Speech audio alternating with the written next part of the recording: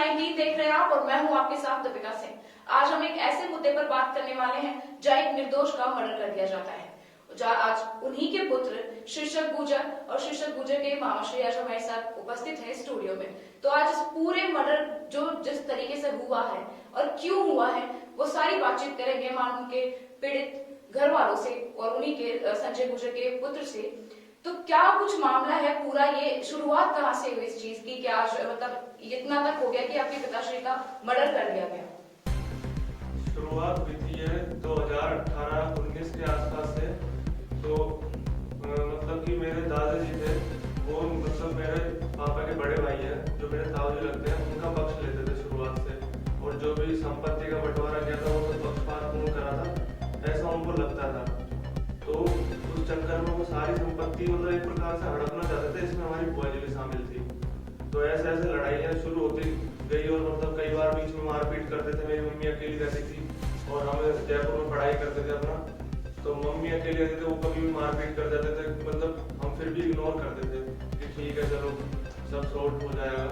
लेकिन फिर भी जैसे जैसे टाइम निकलता गया तो उन्होंने एक टाइम ऐसा है कि हमारा घर तोड़ दिया। फिर हमने केस दर्ज करा मानपुर थाने में। तो जो भी जांच करता था या जो भी था उसने कोई कार्रवाई नहीं करी और ना कोई मतलब चालान भी ठीक से पेश नहीं करा और पूरे अपराधियों को एक आध का नाम काट के फिर चालान पेश करा। फिर उसके बाद उन्होंने हमारी जमीन पे खेती नहीं करनी थी, तो भी हम जयपुर आ गए और यहाँ अपना पढ़ाई कर रहे थे। फिर एक दिन ऐसे ही हम गए हुए थे गाँव तो किसी शादी में। तो दूसरे दिन सुबह हम मतलब शादी से आए हुए थे रात को लेट, तो सुबह उठे और फिर जैसे उठे तो मेरे जो बड़े पापा हैं पूरे परिवार सहित मैं और मेरी मम्मी अकेले थे। तो उन्होंने मतलब धारदार हथियारों से डंडों से जो उनको मिला उससे हमला हमारे ऊपर कर दिया। तो ऐसे उस लड़ाई का हमने मतलब केस दर्ज करा मानपुर थाने में, तो उस पर भी कोई कार्रवाई नहीं हुई। फिर उसके बाद जो पूरी जमीन थी उसमें से आधी आधी होनी थी हमें दोनों भाइयों को, मेरे पापा के। लेकिन मेरे दादाजी ने 13 जुलाई के दिन 1 बीघा जमीन मेरे दादाजी के नाम करा दी बिना बताए। और मेरे पापा को बुला लिया, मतलब मेरे पापा को बताया 18 जुलाई के दिन, और कहा कि हम तेरे नाम भी 1 बीघा जमीन करवा दूंगा मैं, कोई बात नहीं है, बाकी जो है वो आधी आधी बाद में होती रहेगी। तो पापा को 18 को बुलाया, फिर 19 मतलब 18 से कहा आज नहीं कल कराऊंगा। ऐसे करते 22 जुलाई 2021 हो गई थी। तो मतलब 22 जुलाई को भी उन्होंने जमीन नाम नहीं करवाई मेरे जो दादाजी थे बाबूलाल गुर्जर। तो 22 तारीख के दिन रात में पापा ने जमीन तो नाम करवाई नहीं, तो पापा अपने घर आ रहे थे तहसील से सिकराए से।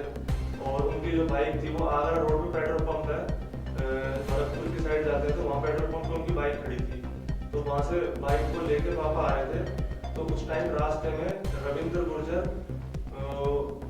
पुत्र रिशपाल गुर्जर, और रिशपाल गुर्जर जो कि मेरे ताऊजी हैं, उन्होंने 10-15 मीनाओं के लड़कों के साथ मिलकर रिशपाल के साले का लड़का रामगढ़ का नरेश गुर्जर, पुत्र जगराम, वो भी शामिल था उसमें, और बाकी 12-13 मीनाओं के लड़के थे। उन्होंने पहले तो मेरे पापा बाइक से आ रहे थे, उनके जीप से टक्कर मार दी। और जैसे ही जीप से टक्कर मारी पापा उछल के दूर गिर पड़े। तो मतलब उन्होंने उतर के लोहे के पाइपों से पापा के सही सर में मारना शुरू कर दिया। और लगभग आधे घंटे तक उन्होंने मारपीट करी, जब तक कि पापा बेहोश नहीं हो गए। उनको लगने लगे कि हाँ ये खत्म हो चुके हैं। तो जब तक उन्होंने मारपीट करी और उसके बाद वो फरार हो गए। फरार होने के बाद उन्होंने मानपुर थाना SHO से 15 मिनट कॉल पे बात करी। जो मुख्य आरोपी रविंद्र गुर्जर मेरे पापा का भतीजा था, उसने 15 से 20 मिनट SHO से बात करी। अब हमने पूछा SHO से कि भाई क्या बात करी क्या नहीं करी, तो वो कुछ मतलब स्पष्ट जवाब नहीं दिया, ना इसमें कोई जांच करी। और जो मेरे ताऊजी हैं रिशपाल गुर्जर, उनको तो वो आरोपी मार ही नहीं रहे।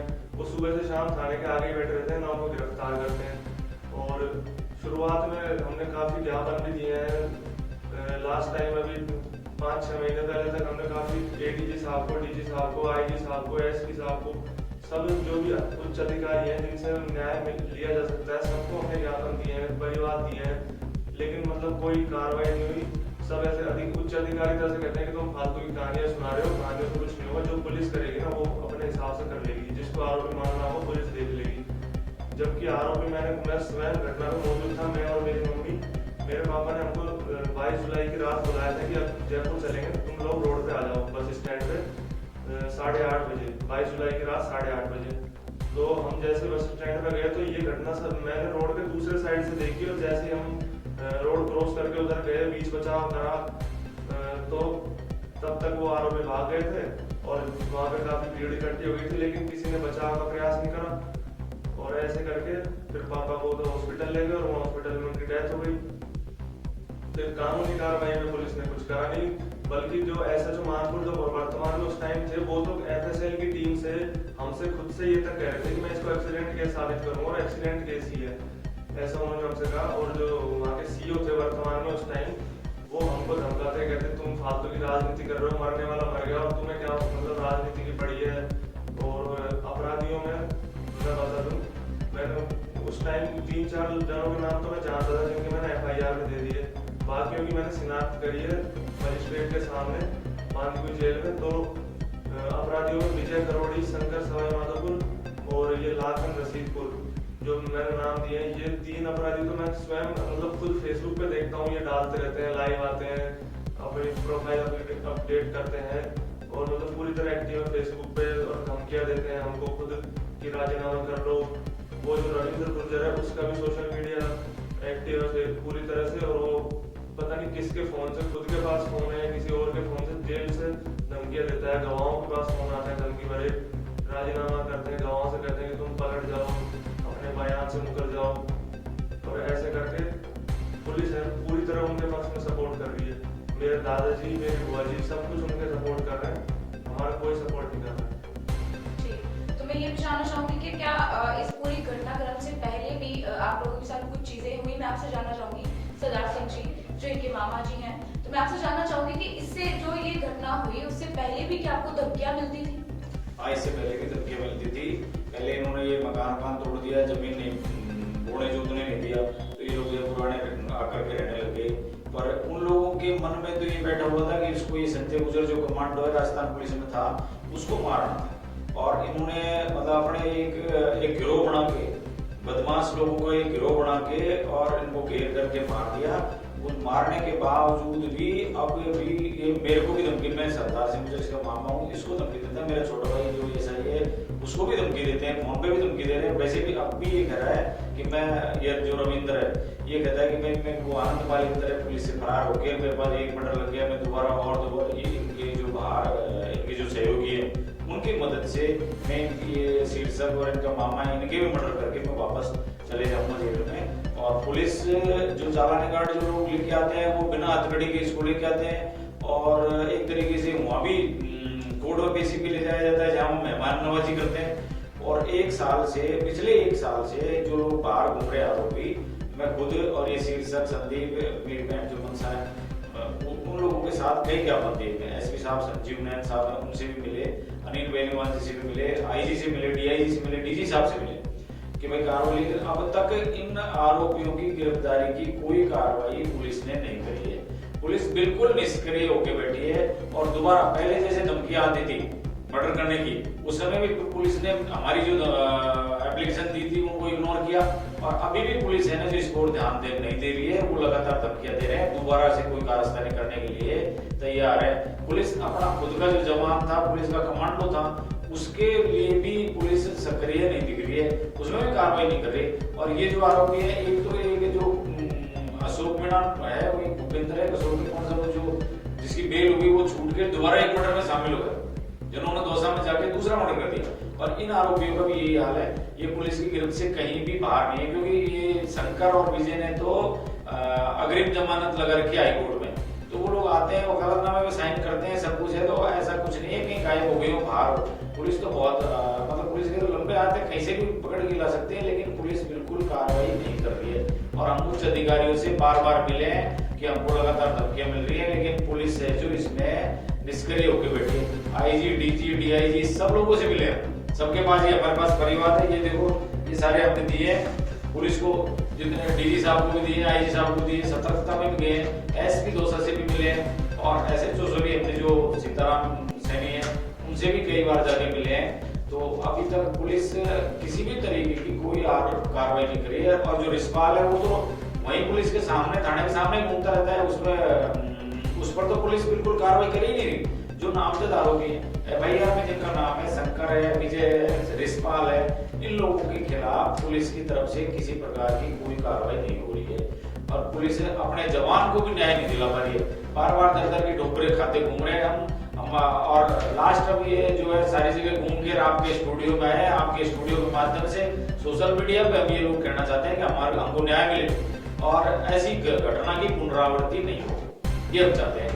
जी, तो ये पूरे मतलब 13 लोग बताए जा रहे हैं, जिसमें से 5 अभी खुलेआम ही घूम रहे हैं। हाँ, तो वो भी आपको अभी प्रेजेंट टाइम पे धमकियां देते हैं? वो धमकियां दे रहे साहब, खुलेआम दे रहे हैं, बिल्कुल बराबर धमकियां दे रहे हैं कि राजीनामा करो। गवाहों के पास फोन आते हैं, गवाहों को धमकाते हैं, ये अलग अलग आदमी आते हैं गवाहों को। एक गवाह को एक अपने ना उसको होटल में बुला लिया किसी दूसरे के कहने से और उसको आगे कहते हैं जान से मार दूंगा तुम लोग बयान अगर हमारे खिलाफ दिए तो। और भी जो गांव के 1-2 गवाह हैं उनको भी जाके धमकाया जाता है कि मैं बाहर आ गया। रविंद्र जो कहता है कि मैं बाहर आ गया तो मैं तुम लोगों का मर्डर कर दूंगा, इसके मामाओं का तो करूंगा ही करूंगा, तुम्हारा भी साथ में कर दूंगा मेरे खिलाफ कोई गवाह दिया तो। और इनको मतलब एक तरीके से गांव छोड़ने पे मजबूर किया जा रहा है क्योंकि वहाँ रोड पे घर है, सिकराय रोड पे, तो ऐसा कोई है नहीं, आप कभी भी रात को आ सकते हैं वो लोग और घटना को अंजाम दे सकते हैं। ये इस तरीके से पुलिस की जो निष्क्रियता है ना उसके कारण पुलिस खुद के जवान को न्याय नहीं दिला पा रही है। 1.5 साल हो गए, 1.5 साल से कोई गिरफ्तारी की कोई कार्रवाई नहीं हुई और आरोपी ये एंटीसिपेटरी बेल लगा रहे हैं, वकीलों को वकालतनामा साइन करके दे रहे हैं, हाईकोर्ट में उनकी जो पेशी है उसकी निगरानी रख रहे हैं, सब कुछ काम कर रहे हैं। यहाँ जगतपुरा में या जो विजय करोड़ी है वो उसके गांव में देखा गया है लोगों के द्वारा और पुलिस को हमने सूचना भी दी, लेकिन पुलिस है जो उसमें कोई कार्रवाई नहीं कर रही। तो हम हर जगह मिले हैं, सब जगह। लास्ट में आप लोगों के पास इस लिए आया है कि हमारा सोशल मीडिया के माध्यम से हमारी बात को उच्च अधिकारियों तक पहुंचाई जाए और हमको न्याय दिलाया जाए जिससे जान माल की सुरक्षा हो सके। तो मतलब कि पूरे मामले में ऐसा लगता है कि पुलिस भी इसमें शामिल है? क्या पुलिस इसमें रिश्वत खा रही है या आप लोगों को ऐसा लगता है कि पुलिस भी इसी में ही शामिल है? पुलिस बिल्कुल 100% शामिल है साहब इसमें। पुलिस अगर पुलिस चाहे तो पुलिस के लिए कोई भी चीज नामुमकिन नहीं है।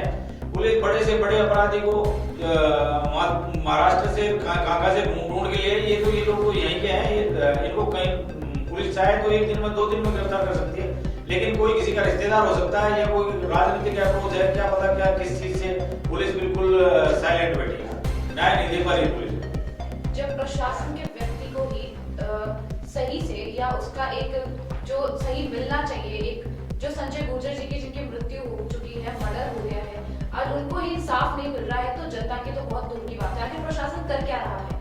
अगर प्रशासन ही ऐसे आरोपियों के साथ मिल जाएगा तो जनता का क्या होगा? फिलहाल के लिए इस रिपोर्ट में इतना ही। आप देखते रहिए News 19। नमस्कार।